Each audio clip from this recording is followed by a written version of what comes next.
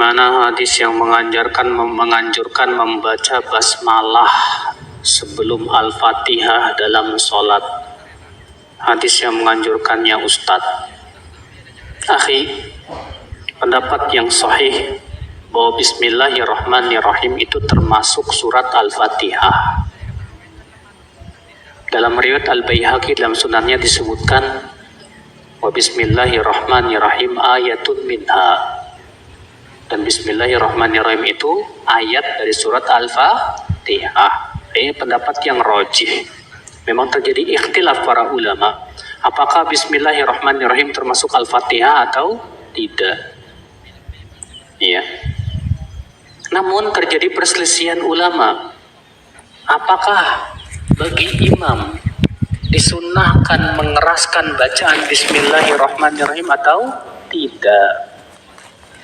Jumhur ulama imam yang tiga berpendapat. Imam yang tiga siapa? Malik, Ahmad, Abu Hanifah mengatakan bahwasannya tidak disyariatkan mengeraskan bacaan Bismillahirrahmanirrahim. Alasannya apa? Pertama, semua hadis yang menyebutkan bahwa Rasulullah mengeraskan bacaan Bismillahirrahmanirrahim dhaif, tidak ada yang sahih. Yang kedua, hadis Anas bin Malik yang dari dalam Muslim.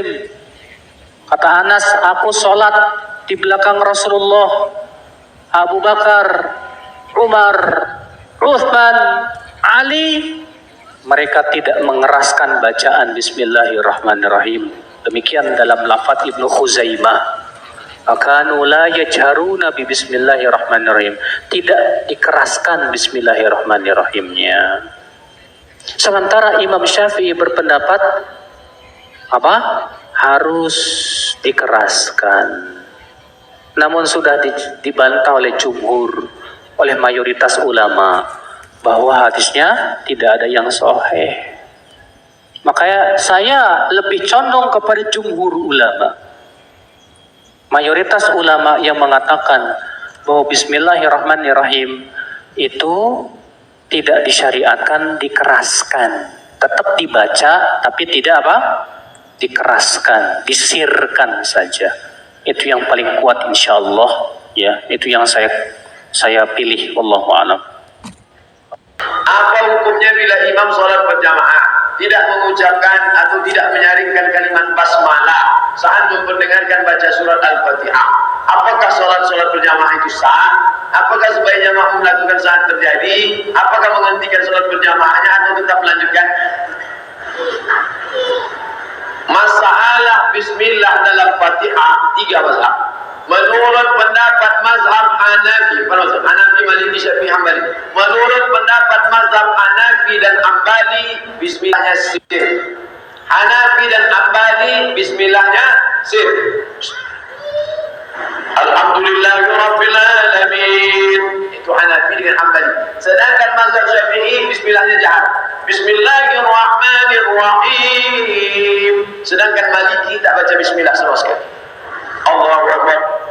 Alhamdulillahirabbil alamin. Itu Maliki. Nah, kalau saya masuk ke masjid ini, mazhab apa yang saya pakai? Asia Tenggara ini, Thailand Selatan, Moro, Filipina, ini mayoritas Syafi'i. Syekh Abdul Rahman Sudes, Imam Masjidil Haram, datang ke Masjid Istiqlal. Kita tahu Syekh Abdul Rahman Sudes Hambali, dia orang Saudi Arabia. Dia tak baca bismillahnya sir. Setiap Syekh Sudes jadi imam di Masjidil Haram, bismillahnya sir. Tapi ketika dia di Masjid Istiqlal, semua orang penasaran, gimana kira-kira bunyi Syekh Abdul Rahman Sudes? Bismillahirrahmanirrahim. Jangan menimbulkan fitnah. Mayoritas Syafi'i pakai Syafi'i. Syekh Abdul Rahman Sudes baca. Saya khotib Ustaz Murtada Imam. Kami sama-sama Dewan Juri FTQ di Masjid Pematang Rempah. FTQ Musabaqah Tilawatul Quran Provinsi Riau 3 tahun yang lalu. Jadwal khotib Abdul Somad, beliau imam. Beliau kalau di Ittihad dia baca bismillah sir. Alhamdulillahirabbil alamin. Pas hari Jumat itu saya dengar dia baca jahat. Bismillahirrahmanirrahim. Loh, Kenapa jahat? Dia tahu di situ mayoritas orang Indragiri Hulu bermazhab Syafi'i, Melayu Syafi'i. Maka dia jahat kan? Dia paham fikih. Ini tentang masalah perbedaan mazhab. Pembahasan Al-Fatihah. Saya berikan referensinya dulu karena Anda ingin menjawab dengan argumentasi pada orang yang merasa benar dan merasa kuat dengan argumentasi. Itu butuh referensi ini, ya. Di situ nanti akan dibahas tentang pandangan terkait Bismillahirrahmanirrahim dalam Al-Fatihah, apakah dibacakan keras, jahar, ataukah silent, dia sir.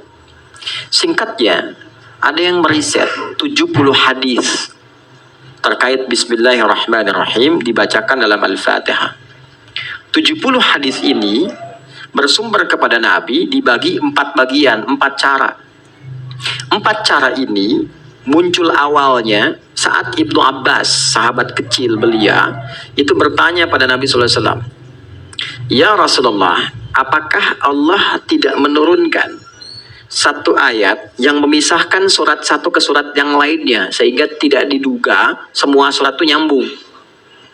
Ya, jelas ya? Jadi Al-Fatihah ke Al-Baqarah, ke Ali Imran, ke An-Nisa, terus. Maka pertanyaan itulah kemudian yang melahirkan turunnya Bismillahirrahmanirrahim. Sejak saat itulah setiap surat itu selain surat At-Taubah, ya, itu semua dibuka dengan Bismillahirrahmanirrahim. Asalnya untuk pemisah antara surat satu dengan surat yang lainnya. Jadi apa tandanya Al-Baqarah selesai, Bismillahirrahmanirrahim, muncul surat baru Ali Imran. Jelas? Nah, ketika Al-Fatihah dibacakan oleh Nabi, cara baca Nabi itu dengan Bismillahirrahmanirrahim ada 4 cara dari 70 hadis. Cara pertama, beliau bacakan jahar, Bismillahirrahmanirrahim. Jelas? Cara kedua, beliau bacakan sir, silent, Bismillahirrahmanirrahim. Alhamdulillahi Rabbil Alamin. Jelas? Cara kedua, beliau bacakan sir, silent, Bismillahirrahmanirrahim. Alhamdulillahi Rabbil Alamin. Ingat, kalau silent, sir, jangan tempelkan di mic. Cukup kita yang dengar. Jadi nggak usah kasih tanda ke belakang. Bismillahirrahmanirrahim. Alhamdulillahi Rabbil Alamin. Itu namanya jahar juga. Ya kan? Silent. Yang ketiga, nggak dibaca sama sekali. Sebelum tadi kalimat Bismillahirrahmanirrahim turun, kan dimulai dari Alhamdulillah. Makanya ada hadis-hadis viral, saya sholat di belakang Nabi, Abu Bakar, Umar, Uthman, Ali. Bacanya Alhamdulillah Rabbil Alamin. Itu sebelum periode Bismillah turun.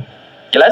Maka tidak baca tuh langsung Alhamdulillahi Rabbil Alamin. Yang keempat, kadang dibaca jahar rakaat pertama, yang selanjutnya nggak dibaca lagi. Ya, waktu sholat Jumat, Imam Syekh Sudais pernah di sini Imam di Istiqlal. Yang pertama baca Bismillah dijaharkan, selanjutnya nggak baca. Ya, atau disirkan dalam versi Ahmad bin Hambal. Keempat-empatnya ini ada. Maka 4 ini disebut manhaj. Semua petunjuk dari Nabi tentang cara baca. Kalau kita pilih salah satu, itu namanya madhab. Karena nggak mungkin keempat-empatnya. Ya, coba Anda jadi imam baca Bismillahirrahmanirrahim. Bismillahirrahmanirrahim. Nggak dibaca sama sekali. Nggak mungkin. Anda harus pilih salah satu. Ketika Anda pilih madhaba ilaihi, apa yang Anda ingin pilih sesuai dengan selera Anda, sesuai petunjuk Nabi, itu disingkat jadi madhab. Maka Imam Syafi'i memilih untuk yang jahar. Prinsip Imam Syafi'i itu begini, kalau dibaca yang penting Nabi contohkan, ada dalilnya, kan ada pahalanya daripada nggak dapat sama sekali. Kalau saya jaharkan, makmum ikut dengar, mereka pun dapat pahala. Maka dipilih yang jahar, Bismillahirrahmanirrahim. Imam Malik, Imam Abu Hanifah memilih yang nggak baca. Saya ambil riwayat pertama saja, yang Alhamdulillahirabbil alamin, karena dialog di hadis qudsinya pakai Alhamdulillahirabbil alamin. Maka milih itu. Imam Ahmad datang, saya ambil yang tengah-tengah deh. Daripada ini nggak dibaca, ini jahar, saya ambil yang sirnya saja. Tiga-tiganya ada. Abu Hurairah meriwayatkan jauh sebelumnya meriwayatkan yang keempat, baca rakaat pertama dengan jahar, selanjutnya tidak. Empat-empatnya ada dari Nabi. Jelas? Yang salah, yang tidak baca Fatihah dan yang tidak sholat. Paham?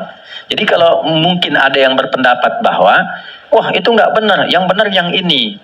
Jangan cepat marah. Jangan menyalahkan, dipahami saja, mungkin baru dapatnya yang 1 dari 4 itu. Jelas ya? Oh Anda benar, terima kasih. Mungkin saya belum dapatkan yang Anda tadi dapatkan. Baiklah, saya akan belajar lagi, nanti saya pelajari, mudah-mudahan dapat seperti Bapak tadi. Lalu ketika Anda besoknya datang, bawalah yang keempat-empatnya tadi. Pak, kok saya dapatnya 4 ya? Gitu. Jelas ya? Itu cara terbaik. Itu disebut hikmah namanya. Quran surah ke-16 ayat 125. Ud'u ila sabili rabbika bil hikmah wal mau'izatil hasanah wajadilhum billati hiya ahsan. Kalau ada orang keras di hadapan Anda, jangan nasihati. Karena dia akan bertahan dengan mengatakan, saya sudah paham ini dari awal. Dan jangan berdebat. Tapi datanglah dengan hikmah yang memberikan kesan mendalam supaya ada kesadaran yang baik pada dirinya.